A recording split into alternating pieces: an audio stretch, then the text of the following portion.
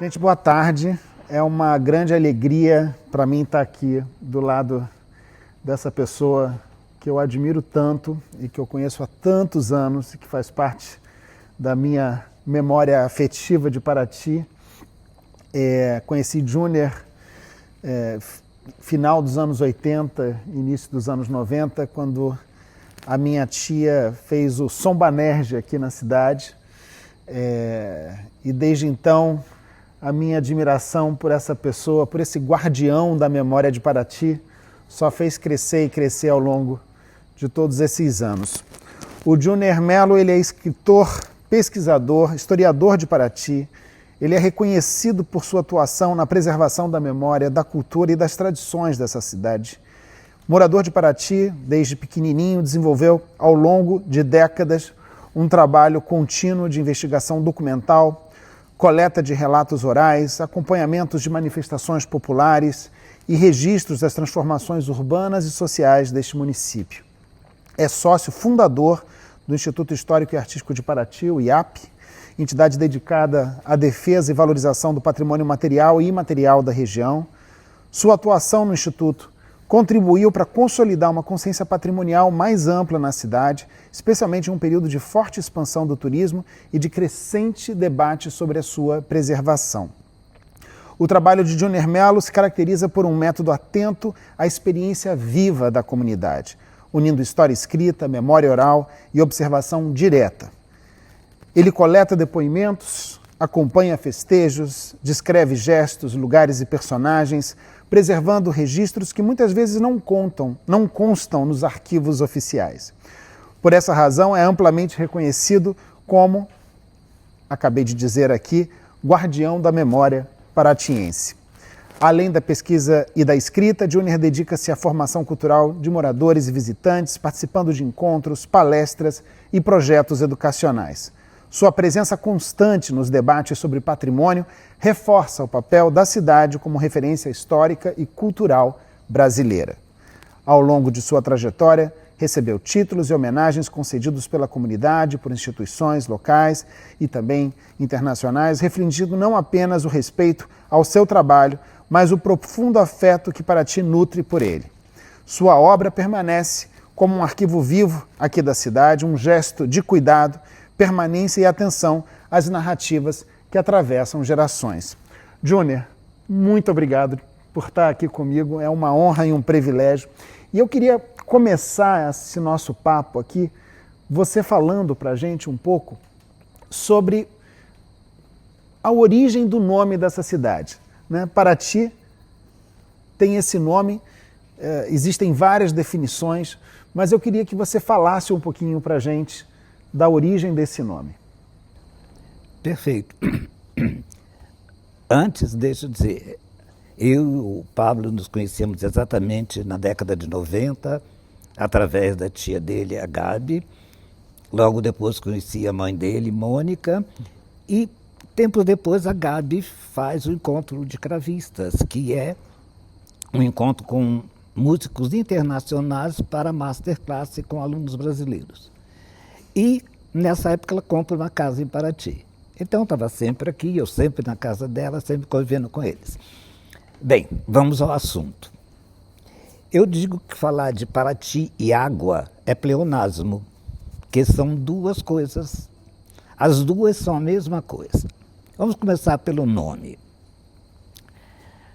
Antes dos portugueses chegarem no Brasil, os índios guaianás moravam lá na região de Taubaté, no Vale do Paraíba. E no tempo de inverno, para fugir do frio de lá e para aproveitar a presença das tainhas e dos piratis que subiam o rio para desovar, eles vinham para Paraty. Porque aí eles tinham peixe de água salgada em abundância, ostras e tudo. Bem, mas quando eles chegam aqui pela primeira vez, eles que não conheciam o mar, só conheciam o Rio Paraíba, os rios das imediações, eles chamam esse lugar de Paraty, que é onde nasce o mar, jazida de mar. Quer dizer, para os índios guaianás, o mar nascia aqui, alimentado pelos rios, que são muitos nessa costa. Então, quando os portugueses chegam aqui por volta de 1596, pelo menos é a primeira vez que se escreve Paraty, eles já citam esse lugar com o nome de Paraty e dizendo que os portugueses comerciavam com os guaianais animais selvagens, pele e âmbar. Então o nome Paraty é um nome indígena e que é isso, é onde o mar nasce, como se o mar fosse alimentado pelos rios, ou seja, produzido pelos rios. E o interessante, e aí nós vamos encontrar uma definição, existe muita definição, viveiro de peixe, isso, aquilo. Teodoro Sampaio fala, para não confundir Paraty com Pirati. O nome do peixe é Pirati, porque pira, na língua indígena, é peixe. Pirarucu, piranha. Pira é sempre peixe. E o i é rio. Então seria peixe de rio, o Pirati. Mas o Paraty é o lagamar. Depois o nome do peixe acabou virando Paraty. E escreviam Paraty como os índios não tinham escrito, os portugueses que não acentuavam, não tinham acento nas línguas. Primeiro eles escrevem Paraty com 2 i's, para dizer que é longo, Paraty. Depois eles passam a escrever Paraty com THI. E por fim, quando eles adotam o Y, Paraty com Y, que é o que usamos até hoje. E que faz uma diferença com o peixe, que é Paraty escrito com I. Mas a preocupação do lugar com as águas sempre existiu. Já em 1790, um relatório de um capitão daqui da vila, chamado Manuel da Silva Maris, ele informa que Paraty tinha 26 rios e 8 cachoeiras. E ele descreve os rios, o tamanho, a extensão dos rios, qual a profundidade do rio e os peixes que habitavam no rio. Então, uma pesquisa ótima. Claro que hoje talvez não tenhamos um número maior que rio, mas tenho certeza que cachoeiras hoje temos muito mais do que as 8 situadas por ele. E posso situar como exemplo a cachoeira do Saco Bravo, que foi descoberta recentemente, que fica dentro da reserva da Joatinga e junto da Ponta Negra, que são 4 horas de caminhada até lá, etc. É uma cachoeira belíssima, porque ela deságua do morro em cima de uma piscina de pedra e dali se atira no mar, a mais ou menos 30 metros de altura. Então, essa é uma cachoeira nova. Outras devem ter existido também.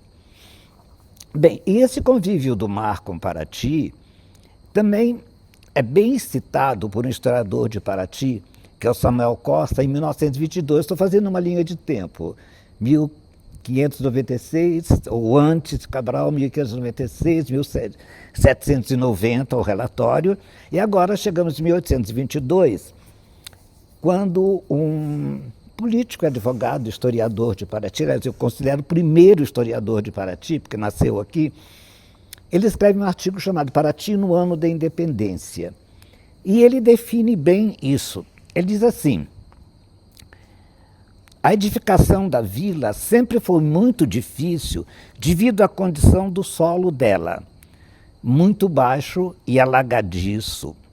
Por toda parte havia pequenos lugares invadidos ao mesmo tempo pelas marés e pelos rios, quando transbordavam, ou espaços cobertos de mangue onde penetrava o mar.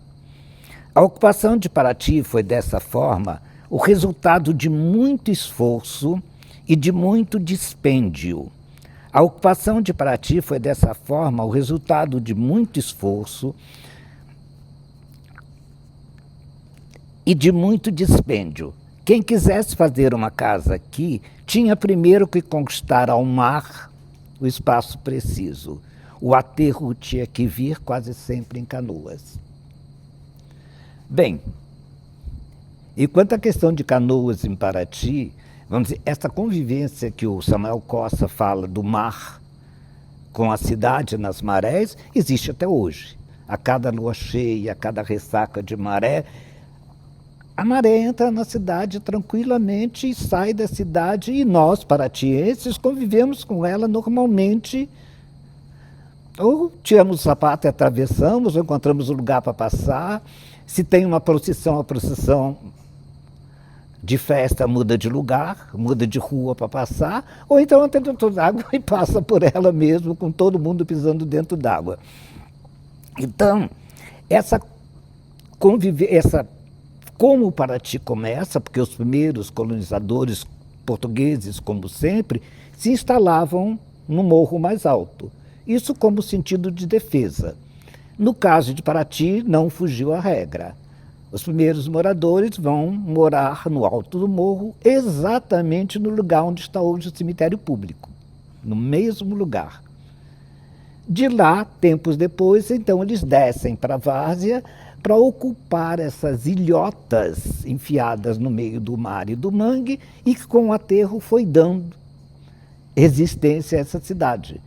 E tanto é interessante, se vocês notarem, que a cidade começa de dentro avançando sobre o mar, porque a Rua Fresca, que é a rua que dá de frente para o mar, a última rua da cidade, perto do mar, só tem duas construções viradas para o mar, que é a Capela das Dores e a Casa de Dom João, somente.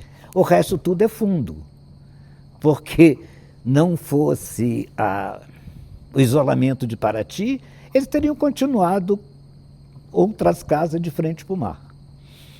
Então, isso você tem uma ideia de como Paraty se forma, a razão do nome e a razão da vivência desse povo com a água, tanto por baixo quanto por cima, porque, só para esclarecer para vocês também, segundo um técnico da construção da Rio Santos, o índice pluviométrico de Paraty é semelhante ao do Amazonas. Chove 300 dias no ano. É interessante essa questão da engenharia da cidade com a entrada das águas, né, Júnior? A gente percebe que a rua ela tem esse caráter quase que em V, né? E essa convivência que você falou, não só nas tradições, mas também do mar lavar a cidade, né? Do mar ter essa característica de ter uma função orgânica, né, com a cidade. É a forma de conviver, vamos dizer assim. Aliás, nesse sentido que você abre, tem uma citação do grande arquiteto, famoso arquiteto Lúcio Costa, quando do processo de tombamento do IPHAN, em 1958. O texto dele, eu só vou ler o mais importante, diz o seguinte: porque Paraty é a cidade onde os caminhos do mar e os caminhos da terra se encontram, melhor se entrosam. As águas não são barradas, mas avançam cidade adentro, levados pela lua, e o reticulado de suas ruas converge para o mar. Bem, esse é o texto dele, que é um texto que, inclusive, originou o tombamento de Paraty em 1958 pelo IPHAN e pelo governo federal. Agora, o interessante é o seguinte. Bem, eu nasci aqui, estou com 81 anos, então vamos colocar assim, há 70 anos atrás, ou um pouco mais até, menos até, eu convivi na cidade inteira. Tá. Então, ainda nesse tempo, eu conheci a cidade cercada por diversos canais de rio que, com o passar do tempo, foram aterrados e se transformaram em ruas. Eu não sei se quem é daqui de Paraty conhece a Rua Jango Pádua, que passa ao lado da feirinha ali. Ali era um canal que vinha desde o trevo da cidade e atravessava aquela rua toda e saía na Patitiba, ao lado do fundo do hoje Hotel Pardieiro. Tá? Na Patitiba tinha o canal da Patitiba, que foi o antigo rio da Patitiba. Vinha lá do rio Mateus Nunes, por trás do campo de aviação, e ainda tem lá uma parte que não foi aterrada, mas grande parte foi aterrada. Do lado da Avenida Roberta Silveira, de cada lado, tinha um canal que drenava as águas também dos rios para o rio Mateus Nunes, ou rio da Patitiba, e para o rio Perequeçu, de forma que as águas nas enchentes vaíssem rápido para os rios. E o famoso Rio Morto, que hoje dele só tem... não tem mais nada. Ele foi todo aterrado, manilhado e coisa, que era um rio, que era um braço de rio que formava no rio Perequeçu uma grande ilha. Porque o rio Perequeçu foi aberto reto, cortando essa ilha em duas partes. Uma parte ficou para o lado de cá, mas o Rio Morto continuou existindo, e do lado de lá foi aterrado inteiro, que hoje são hotéis, é onde... Avenida Otávio Gama. Tudo aquilo é a parte que foi dessa ilha, porque o rio passava exatamente encostado no morro por trás de tudo isso. Então, querendo ou não querendo, o paratienses conviver com água de rio e mar o tempo inteiro. Uma coisa que eu acho muito interessante é a relação de Paraty com as águas se dá também muito em todas as artes e saberes que a gente vê aqui. Mesmo que a gente olha hoje nas lojas de Paraty os barcos de cacheta, né, uma tradição que vem ali do Mamanguá e que a gente vê preservada no Mamanguá, não é meramente um artesanato para retratar os barcos, né? Você estava comentando comigo que, na verdade, era o seu brinquedo, né?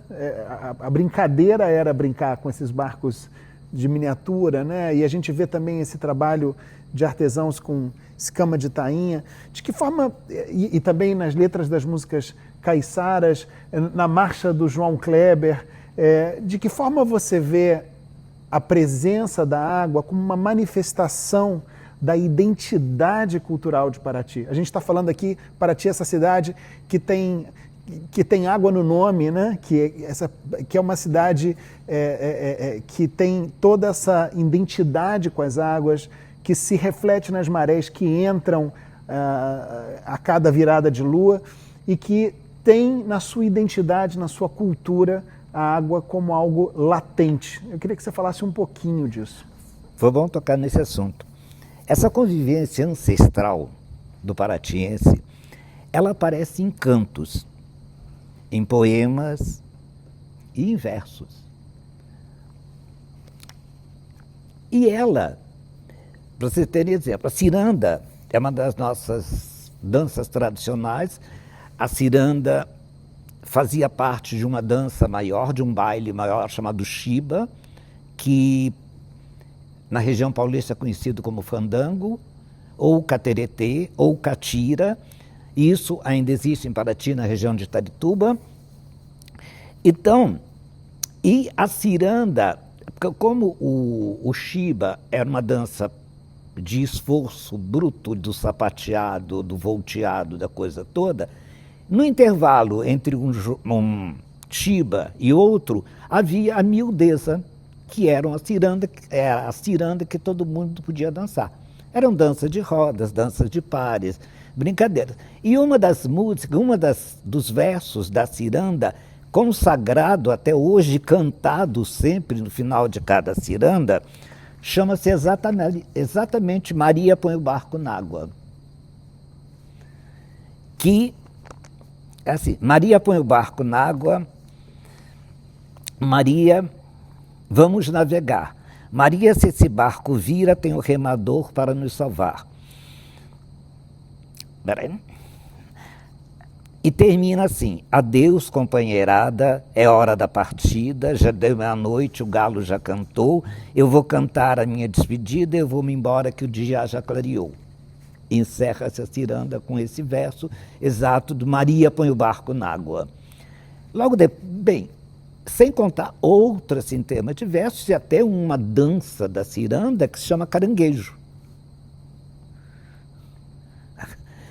Fizeram uma dança que tem uma evolução muito engraçada, porque é uma dança de roda e se vai dançando, a marcação do cantador, bate-se o pé, bate-se a mão, palma, depois tem uma hora que diz, olha a onda, e o círculo inteiro concentra no salão e vai realmente como se fosse o movimento que hoje falam ola nos estádios de futebol. Então é mais ou menos aquilo, vai para o centro e volta, e a dança continua diversas vezes assim. Bem, mais recentemente, nós vamos ter duas pessoas maravilhosas em composições e em poesias. Uma é Zé Kleber, que é mais antigo, e que tem uma música que nós consideramos o hino extraoficial da cidade. Quer dizer, eu e muitos não gostamos do hino atual. Mas, então, preferimos chamar esse hino de hino extraoficial, porque ele é mais cantado que o hino oficial o tempo inteiro. É igual o caso do Rio de Janeiro, né? O hino oficial era a música que já era cantada no carnaval e virou coisa. Então, aqui a gente tem do Zé Kleber, que eu vou ter que ler inteiro porque é maravilhoso. Nos anos 60, ele compõe uma música tipo, chamada A Bela Adormecida. Quando a sonhar me vejo na cidade, a bela adormecida ao pé do mar, e bebo à tarde, e sinto a madrugada, e a noite de permeio é só luar. É sol e mar, é praia, é serenata, são pedras ladrilhando a minha rua, o mar passeia, solitário na calçada, espelhando a lua cheia nos beirais e nas sacadas. Vida, como é boa para a gente viver. Amo, como é bom a gente amar aqui, na praça, no cais, na praia, tudo isso é para ti. Quer dizer, a referência do mar, não só do mar dentro da cidade, espelhando o casario, mas o mar do cais, o mar da praia. Quer dizer, é a água constante, entre outros poemas e músicas que ele tem, meia centena. E, por fim, mais novo de todos, é o genial. Eu chamo genial, tenho uma amizade por ele profunda, eu conheci há muitos anos, o Luiz Perequê. As composições do Luiz Perequê têm uma força imensa, porque ele retrata a vivência do caiçara, que ele viveu aqui, na região de Pedras Azuis, né? E ele, em diversas canções dele, ele retrata exatamente o problema surgido com a Rio Santos e com a chegada do turismo, quando invadiram as terras, expulsaram os moradores, que fez surgir o bairro da Ilha das Cobras e Mangueira. E ele viveu isso na pele, viu os pais, os vizinhos sofrer com essa pressão. E as músicas dele são todas nesse sentido, são um protesto contra essa forma de agressão que deturpa a identidade de um lugar e retira, inclusive, a identidade do morador, porque ele é obrigado a largar onde ele viveu há anos e vir escolher um outro lugar. Então, o Luiz Perequê é de uma inspiração maravilhosa, e nessa inspiração ele vive também essa situação do mar, porque é o caminho do mar que nos traz os portugueses. Porque a gente sempre fala Estrada Real como se ela começasse daqui para Minas. Na verdade, ela começa no Rio de Janeiro com um caminho marítimo, com um caminho através do mar até chegar aqui. Então, ele fala disso, tem uma música que ele fala disso, inclusive nós utilizamos no dossiê de reconhecimento da Unesco como comparativo mundial, essa música dele, porque fala exatamente o problema dessa convivência, a degradação que o turismo desorganizado trouxe. Aliás, até vamos falar de uma coisa mais recente que tem me preocupado muito. É um turismo que surgiu, um termo que surgiu recentíssimo, turismofobia. Muitas cidades na Europa estão em pânico com a quantidade de turistas que invadem os espaços todos os dias do ano e o ano inteiro. E isso provoca exatamente a perda da identidade do lugar. Há que se entender que cada espaço tem uma capacidade de carga. Os ônibus cabem X número de passageiros, a lancha X, não sei o quê, e a cidade cabe X número de pessoas. Não dá para botar um portão, nem uma porteira fechando. Mas alguma coisa precisa ser feita. Eu costumo dizer, hoje, em Paraty, que não se precisa fazer mais propaganda de Paraty. Não tem mais que fazer propaganda de Paraty. Paraty tem gente todos os dias, todas as horas, e grupos grandes e grupos pequenos. E isso sem contar os períodos de férias, Carnaval, Festival da Pinga, Réveillon, que aí o paratiense se tranca em casa, porque é impossível conviver. Então, esse termo... outra coisa, os barcos que saem para fazer passeio, quando chega numa praia, tem 5 escunas, cada um com 80 passageiros, no mínimo. E aí? Então, esse é um problema no futuro que Paraty vai ter que enfrentar. Hoje já está acontecendo, com o tempo vai ampliar, porque não adianta, o mundo vai indo mesmo. Agora, Júnior, deixa eu fazer uma pergunta. Dentro desse universo das águas, existem inclusive lendas que falam das águas também, né? Tem a lenda da noiva, que você uma vez me contou. Olha, essa lenda da noiva é uma coisa muito interessante. Eu nunca tinha ouvido falar dela, mas nunca. Olha que eu conversei com... Quando eu comecei a pesquisar a história, a pesquisar não, a tentar entender a história, eu comecei conversando com a gente mais velha. Seu Manuel Torres, que morreu com 103 anos, mas tinha uns 80 na época. O seu Zuzu, o Nestor Torres, que aliás ensinou dança até para mim, dança dos velhos, foi ele que ensinou para a gente. Eles foram que me deram as informações. Eles nunca me falaram, sério, falaram diversas lendas, lenda da serpente da matriz, lenda disso, lenda daquilo, mas, Toca do Caçu nunca, mas jamais lenda da noiva da Santa Rita. Uma tarde ele estava lá em casa, ele era casado com uma tia minha. Então eles estavam visitando a minha mãe e não sei por que cargas d'água ele virou para mim e disse assim, eu cheguei lá, ele virou para mim e disse assim, Júnior, você sabe da lenda da noiva da Santa Rita? Eu digo, não, nunca ouvi falar. Então ele me contou o seguinte, que era uma moça aqui de Paraty, que estava noiva, já tinha preparado um enxoval para casar, iria se casar dali a um mês, 2 meses, qualquer coisa assim. E um belo dia ela amanhece morta. Para desespero do noivo, dos pais da família, de tudo que já estava preparado, e não havia o que ser feito.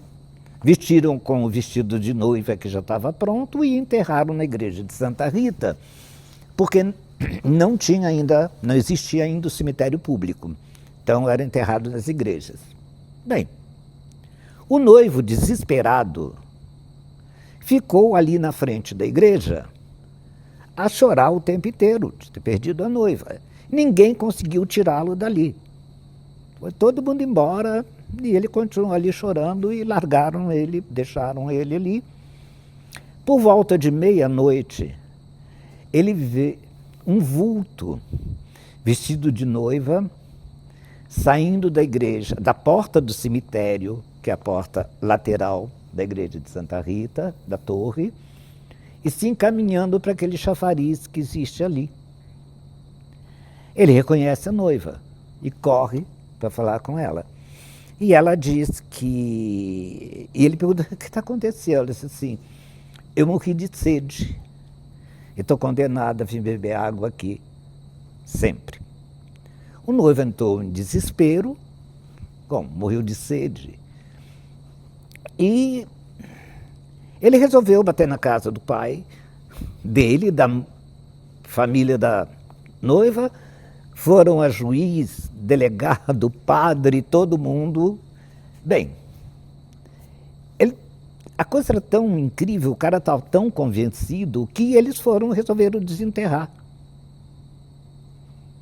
Tinha sepultado um dia antes, resolveram desenterrar. Ela estava de bruço no caixão.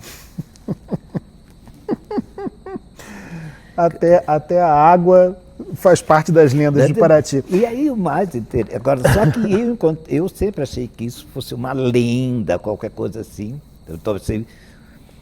Essa é uma lenda trágica. Mas aí, um dia, eu chego para visitar o Museu de Arte Sacra, que é na igreja de Santa Rita, e o rapaz que trabalhava lá me disse assim: Júnior, aconteceu uma coisa estranha. Porque a gente conhece todo mundo, né? Então, Júnior, aconteceu uma coisa estranha aqui. Eu disse: o que aconteceu? Júnior, veio uma mulher de Niterói visitar a igreja e disse que ela queria ela queria rezar na sepultura da noiva. Aí o Wilson virou para mim e disse assim: bem, tem um monte de sepultura do lado da igreja, em Columbário, só que os nomes todos foram tirados. São todos pintados de branco, só tem uma cruz em cada um deles. A gente não sabe quem está enterrado lá, não sei qual. Ela disse: mas eu sei. Como é uma área que pode ser visitada na igreja, o Wilson levou ela até o Columbário e ela, segundo o Wilson, ela não teve dúvidas, encaminhou tranquilamente: se é aqui. Parou e rezou. Aí o Wilson depois perguntou: ele nem sabia da história da lenda da noiva. Eu digo: que história é essa? Aí eu digo: como é que ela falou disso? Ela disse que ela é espírita e viu num centro espírita. Aí eu digo: olha, aí tem um fundo de verdade, a história é essa. Aí ele foi mostrar qual era a sepultura, disse que era essa aqui. Eu digo: então tem essa de uma noiva que morre de sede e que ficou condenada a beber água no chafariz o tempo inteiro. Quando você falou do Perequê, você citou por um momento a questão da Estrada Real, né? E eu acho que tem uma coisa interessante também da conexão com as águas da Estrada Real, da gente entender que boa parte da Estrada Real, dos caminhos que foram depois preparados pela Estrada Real, com a mão de obra que vem com a diáspora africana para essa região, que esse caminho, na verdade, já era um caminho que havia sido feito pelos indígenas da região e que era chamado de Caminho das Antas, né? Porque, e aí você conta a história. Exato. Os índios usavam esse caminho, como eu falei, para descer de Taubaté até... E eles vinham exatamente acompanhando o rio. Eles desciam de Taubaté, seguindo o rio Paraitinga. Chegavam até o lugar, mais ou menos na estrada hoje, Paraticunha, chamado Aparição. De lá eles pegavam o curso do rio Perequê-Açu até chegar aqui. E ele chamava esse caminho de Caminho das Antas, por uma razão muito simples. Eles tinham que caminhar dias, ou um dia, ou mais, nesse trajeto todo, sobe morro, desce morro. E eles faziam, então, o caminho que a anta fazia, porque a anta caminha sempre ao lado de rios, porque ela precisa de beber água, e ao lado de árvores frutíferas que ela precisam comer. Então, o índio também precisava disso, via em contato com a natureza. Então, ele fazia o caminho que as antas faziam. Seguiam os cursos de rio e, nos cursos de rio, tinham as árvores frutíferas ou as árvores até com plantas medicinais que eles podiam usar, mas então eles estavam até chegar aqui. E interessante porque todo mundo pensa que a Estrada Real, que foi depois, este caminho até a aparição foi a Estrada Real, e eles, na primeira Estrada Real, eles vão a São Luís do Paraitinga, pelo rio Paraitinga, e vão a Taubaté. De Taubaté que eles vão para Guaratinguetá. Somente quase 100 anos depois é que descobriram que indo um pouco mais à frente, eles iriam dar em Guaratinguetá com mais facilidade do que fazer essa curva inteira. Então, daí surge a cidade de Cunha. Quer dizer, quando eles começam a passar pelo alto da Serra do Facão, vão pegar o quebra-cangalha e chegar em Guaratinguetá. E uma coisa das águas também que eu deixei de falar, a função das águas na existência e na sobrevivência do coisa. As fazendas, os engenhos, as fazendas que tinham os engenhos de açúcar ou de aguardente e também as fábricas de farinha, elas eram construídas geralmente na beira de rios ou junto de rios, que as águas pudessem ser desviadas para girar as rodas d'água que faziam mover as engrenagens de moer a cana ou de mesmo mexer a pá da farinha ou mesmo prensar a farinha. Então, a função da água também é muito, vamos dizer assim, está dentro do progresso de Paraty enquanto ela permitiu produzir um aguardente, que aliás nesse assunto é interessante, é o seguinte, Paraty teve engenhos de açúcar, mas em número de 5 e 100 de aguardente. Por quê? Porque enquanto o Nordeste produzia açúcar, porque a região é seca, aqui, por causa do índice de chuva muito grande, a quantidade de açúcar produzida era muito pequena. Então, partiu-se para a produção de aguardente, da cachaça. E essa cachaça, que nós chamamos de cachaça hoje em dia, até o nome dela real é água ardente, ou seja, a água que queima. E é a água que é utilizada para fazer a cachaça. A cachaça de Paraty teve de uma excepcional qualidade, que ela virou sinônimo, né, de cachaça. Procurar o dicionário, vai ter lá, Paraty, cidade do Estrangeiro, Paraty, cachaça. Então, a cachaça foi uma das razões do progresso de Paraty, porque ela servia de moeda para compra de escravizados na África. E ela subia o Vale do Paraíba para, vamos dizer assim, entre aspas, alimentar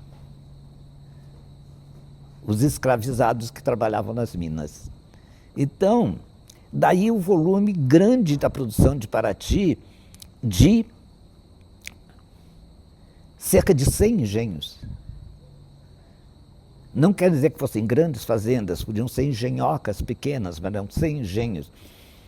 E uma coisa muito interessante, só bem cedo eu fui associar uma coisa com a outra. Existe uma coisa na história do Rio de Janeiro que muito pouca gente fala, a revolta da cachaça.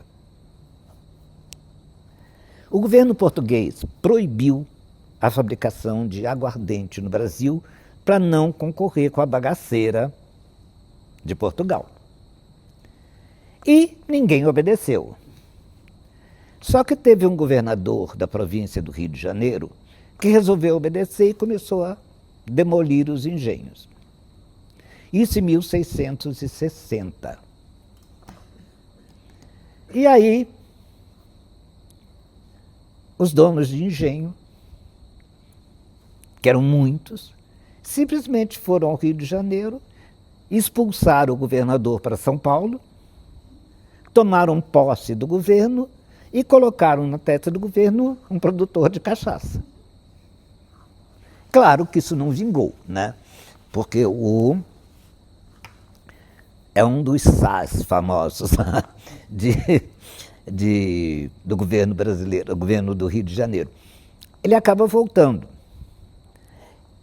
e perdoando tudo, ou seja, voltou-se a produzir aguardente. Mas o interessante é o seguinte, que a primeira vez que Paraty tentou se separar de Angra dos Reis, era distrito de Angra, foi em 1654. Não deu certo. Quando foi em 1660, com essa bagunça no Rio de Janeiro, e o governo do Rio de Janeiro sendo ocupado por um produtor de cachaça, Paraty se declarou vila. Se separou de Angra dos Reis, aproveitando a baderna. O Rio de Janeiro não tinha governador, ou seja, o governador é um fabricante de aguardente. Portugal estava com o problema da expulsão do rei espanhol e da tomada dos Braganças do reino português. Então, estava tudo confuso, então a melhor coisa é assim, nos levantemos. E, nesse sentido, um detalhe muito interessante, Paraty é primeiro município brasileiro a se tornar independente por revolta do seu povo, e não por lei ou por decreto real ou provincial. E Paraty, em 1760, grande produtor de cachaça, e Campos, dos Goitacazes, em 1663, grande produtor de açúcar. São os dois únicos municípios até hoje no Brasil que não foram criados por lei, foram criados por revolta de seus moradores. Incrível, incrível. Bom, eu queria abrir um pouquinho para vocês poderem ter o privilégio de perguntar para essa alma viva de Paraty aqui, esse arquivo vivo aqui da memória dessa cidade, o que vocês quiserem. Então, Carolina, por favor. Professor, boa tarde. Eu me chamo Carolina e, caminhando até aqui, eu tirei os chinelos para vir a pé, porque faz muito mais sentido vir sem sapatos andando nas pedras do que ficar sofrendo com os pés e tudo. E aí a reflexão que me veio a caminho daqui foi como o sapato, como o pé é o ponto com o qual a gente toca a realidade sem perceber o tempo todo. E o sapato, a forma como a gente encapa essa forma de tocar a realidade. Eu trouxe essa pergunta para o senhor. Me conta a forma-mente de um povo que é pé molhado, pé descalço, pé calçado. Como é que é isso? Me conta como é que é essa forma-mente desse povo a partir dessa coisa do pé. Você falou a coisa da procissão, o pessoal na procissão de pé molhado, bateu um pouco. Fala um pouco, por gentileza. Acontece o seguinte, vamos chegar um pouco mais para trás da sua informação. O calçamento da cidade é muito melhor do que o que existe hoje. Esse calçamento da cidade, na década de 70, todo o meio-fio do calçamento, porque nós temos o meio-fio, na verdade, no meio, não o que chamam meio-fio agora, que são as laterais. Nós temos o meio-fio. Esse meio da rua foi aberto pelo governo federal para a instalação de um sistema de esgoto, sistema sanitário. Abriram-se quase todas as ruas. E, isso na década de 70, e isso não foi para frente. As manilhas imensas estão enfiadas aí embaixo. Me lembro quando um prefeito mandou fazer uma pesquisa e conseguiram filmar dentro das cavernas que existem debaixo. E, como o projeto não foi avante, pegaram as pedras e jogaram de qualquer jeito. Então, tanto que uma coisa que hoje me incomoda muito, principalmente na minha idade para andar, é essas pedras pretas que são lisas, que a gente chama de pedra-ferro. Elas não existiam no calçamento. Era só essa pedra que é meio saibro, que tem até um nome que agora eu esqueci, que ela não derrapa. No meu tempo de criança, as mocinhas de Paraty usavam salto 15 na rua. Se você vê fotografias do calçamento antigo, você diz, dá para andar de salto, agulha, aqui sem problema nenhum. Mas o paratiense, Nós tivemos uma fase de decadência quando construiu-se a estrada de ferro Rio-São Paulo.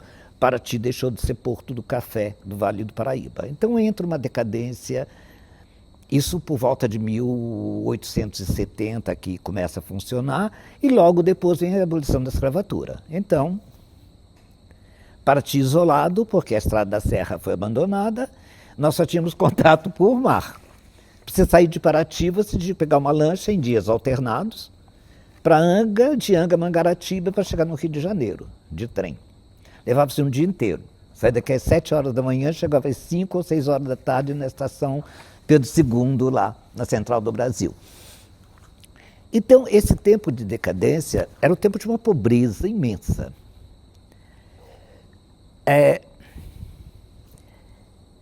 O morador daqui normalmente andava descalço, convivendo com o tempo inteiro pisando em pedra. Ele só usava tamanco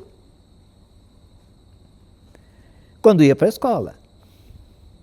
E aí, me lembro até hoje, era um ritmo de toque, toque, toque naquela rampa do grupo escolar, cara, já sabia que vinha alguém subindo a escada, descendo a escada, subindo no campo. E como era um calçado para ser poupado, aliás, Paraty foi um grande fabricante de tamancos, inclusive vendendo para Angra e para outros lugares, porque tinha grande quantidade de cacheta. Aliás, acabaram quase todas as cachetas com isso, sobrando Mamanguá. E, então, nós, até hoje, por exemplo, vou citar um exemplo, tem uma alambiqueira, Maria Isabel, que só anda descalça. Quer dizer, é normal. Uma tia dela também.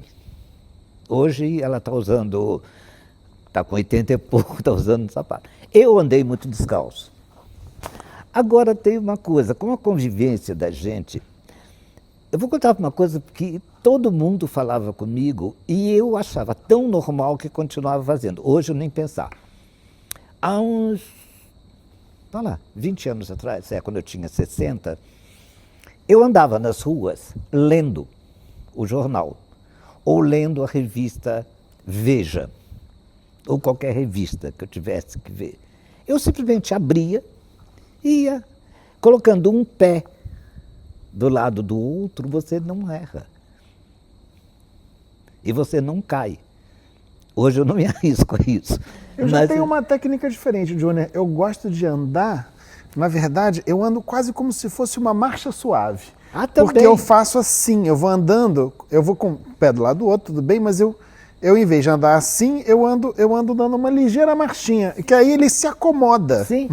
Outra coisa, o melhor lugar para andar é exatamente o meio-fio, que tem umas terras alongadas, isso quando não foram alteradas. Geralmente são pedras até de alicerce de construções antigas que foram aproveitadas. Tem até as marcas de colocação de caibro e de pau-a-pique nelas. Não, essa, tipo assim, eu acho que é isso, você, sim, outra coisa. Nós brincávamos na água, né? Na beira do rio. Praia não existia, por incrível que pareça. O máximo era o rio e o cais para pescar, e era pegar siri, essas coisas todas. O banho era de rio mesmo, naquela ponte que hoje não dá mais. Pulei muito daquela ponte, e não dessa, da anterior a essa. E, tipo assim, esse conviver o tempo inteiro, te exigia uma disponibilidade de estar. A maré enchia, você tinha que tirar o sapato? Não, você já está sem sapato. E um costume que ficou ainda, que é bem caiçara, o de dobrar as calças até o joelho. Porque com isso você sabe que a água raramente passa nas ruas dessa altura. E o interessante também, falando de água de rua, a cidade, as casas são construídas de forma que a maré enche as ruas, mas raramente ela entra as casas. Agora, voltando a falar de águas, documentos citam que as ruas, certos lugares, só eram atingidos por canoas. Então, para vocês terem uma ideia, se vocês não conhecem ainda, vale conhecer, A igreja de Santa Rita, aquela famosa de frente para o mar, que é o cartão postal da cidade, na frente dela tem uma coisa de pedra, uma rampa de pedra que vai até embaixo, tem uma gradezinha para escoar água. Ali, naquela gradezinha de escoamento de água, era o nível da rua em 1720, quando a igreja foi construída. Então, a rua lateral hoje dela está 50 centímetros acima do nível original de 1720. Quer dizer, essas ruas são aterros e ruas calçadas em cima de ruas, que dão uma firmeza. Você tem uma rua, depois você não desmonta a rua, põe outra rua por cima, calça outra rua. Nós encontramos isso em pesquisa arqueológica. Vai cavando e encontra uma calçada inteira. Que calçada é essa? Aí você descobre que havia um calçamento embaixo daquele e provavelmente o outro abaixo também. Então a cidade, o padre reclamava, aliás, a Câmara reclamava que não podia levar comunhão para os doentes porque tinha que ir de canoa.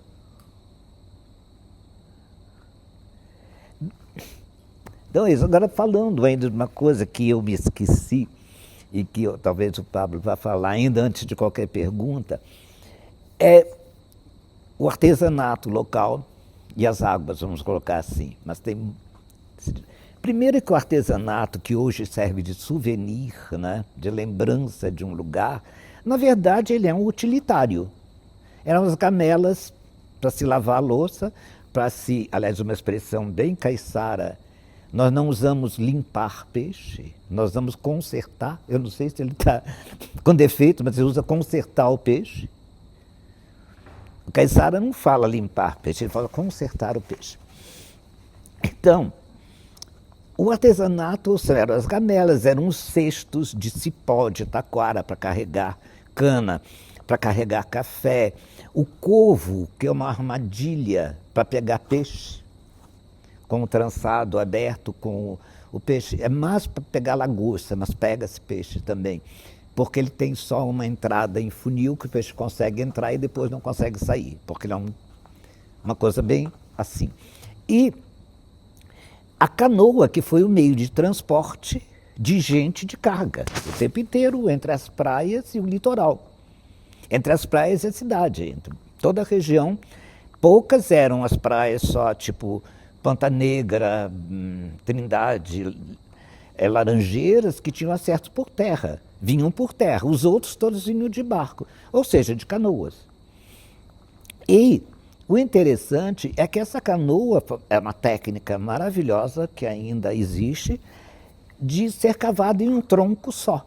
Era uma árvore imensa que era talhada com enxó, com machado, até tomar a forma de uma canoa. Eu um dia assisti lá perto do Pouso da Cajaíba, um pescador fazer uma canoa. Era um tronco e ele já tinha começado a cavar com enxó, com machado. E eu, bem de cidade, né? Tem disso. De muito de cidade fiquei eu. Cadê o metro? Cadê a trena? Não tinha nada. Bem, curioso, eu perguntei. Aí ele pegou uma linha, uma corda, cheia de nó. O que é isso? Ele disse assim, isso aqui é o tamanho da canoa. O primeiro nó é a boca, o terceiro nó é o fundo.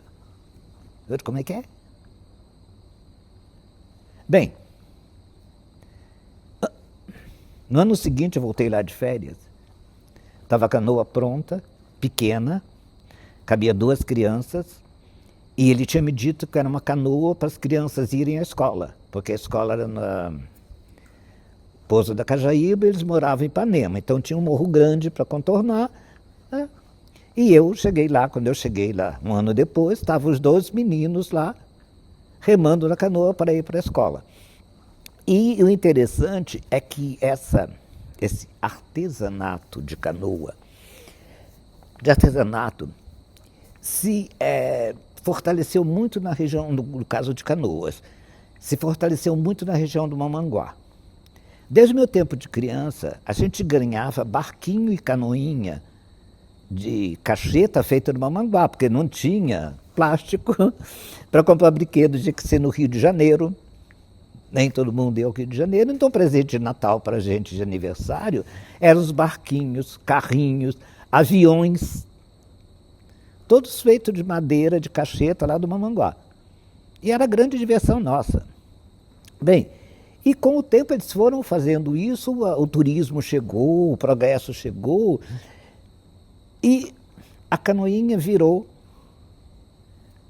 souvenir, com uma procura imensa o tempo inteiro, que fez que a produção até melhorasse. Eles conseguiram agora fazer barcos com coberturas, com mastros, com não sei o quê, outros barcos grandes, às vezes barcos de quase uma braça, mas só decorativos, não serve.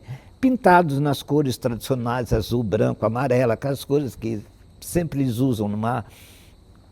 E isso, que como eu disse, era um utilitário, era a nossa brincadeira de criança, virou hoje souvenir, e é uma maravilha.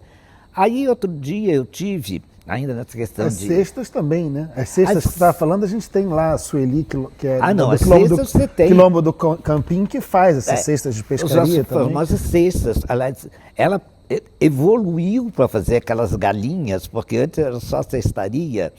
Aí você tem o samburá, que a gente diz, que é aquele que a gente põe no braço, porque tem alça para fazer compra. As biojoias também, Sim. que são lindas. Aí você tem, tipo assim, os samburás que eram usados nos engenhos para farinha, para pegar mandioca, ou mesmo para o corte de cana. E um dia eu fui na Praia Grande, que é aqui pertinho também, muita coisa. E o Pablo teve em outro lugar e viu também. E eu estava olhando lá uma barraquinha na praia de artesanato. E eu fui ver o que era. Tinha umas coisas comuns que a gente já conhece até. Mas, de repente, eu vi umas rosas feitas de escama de peixe. E eu acho que pelo tamanho era de tainha. E perfeitas. Primeiro que eu acho que eles colocam na água sanitária, porque tira a cor, ela fica branca. E eles conseguem montar a rosa em um palito de uma forma maravilhosa e durável, né? Porque é escama. Se bem que a gente tem tradição em Paraty, que eu acho que evoluiu para isso, de fazer flores de papel. Até hoje, em muitas festas de Paraty, a igreja é decorada ainda com flores de papel crepom. Tem um rapaz agora, vamos atualizar, né? Tem um rapaz chamado Ivan Campos, que ele pegou essa técnica de pequenas flores para decoração e transformou em grandes flores, e criando inclusive helicônias e flores. Ele tem uma exposição na casa, fez uma exposição na Casa Cultura que caiu meu queixo. Outro dia eu entrei na Livraria das Marés, tem umas flores lá de papel crepom, e inclusive também, que eu dei muita risada, vem um exemplar de um livro que eu escrevi com defeito. Então ele pegou algumas das páginas do livro, da livraria, e usou também nas plantas. Então tem folhas das flores escritas e com semi-decoração. Então, o Marcinho me mostrou também um rapaz, acho que é Emerson Souza, que ele trabalhava de pintor, e ele trabalha fazendo artesanato cinético com as águas.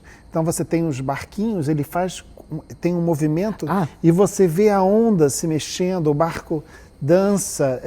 É todo um trabalho cinético, retratando o mar, retratando os barcos. É uma coisa belíssima. Não, exato. Quer dizer, então, agora, também você, a criatividade do brasileiro é ótima, né?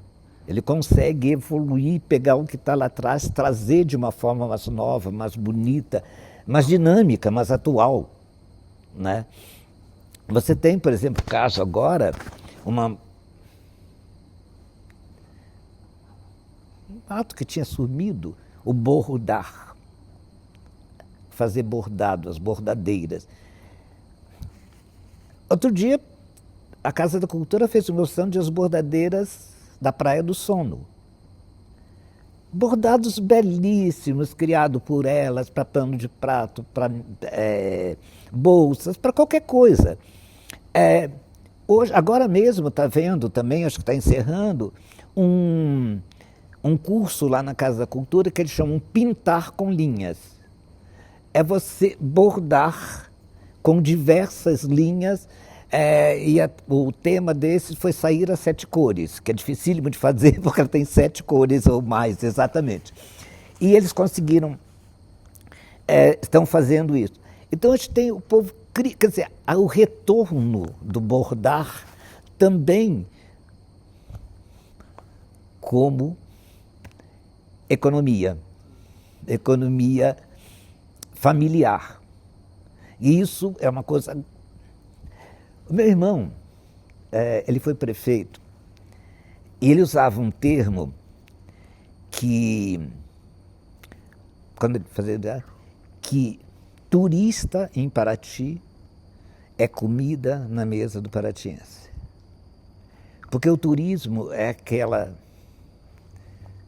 produção que atinge diversas classes, desde a descascadora de camarão sete barba, na banca de peixe, a servente do hotel, a recepcionista do hotel, o guia que faz turismo, ou seja, exatamente o turista em Paraty, a comida na mesa do paratiense.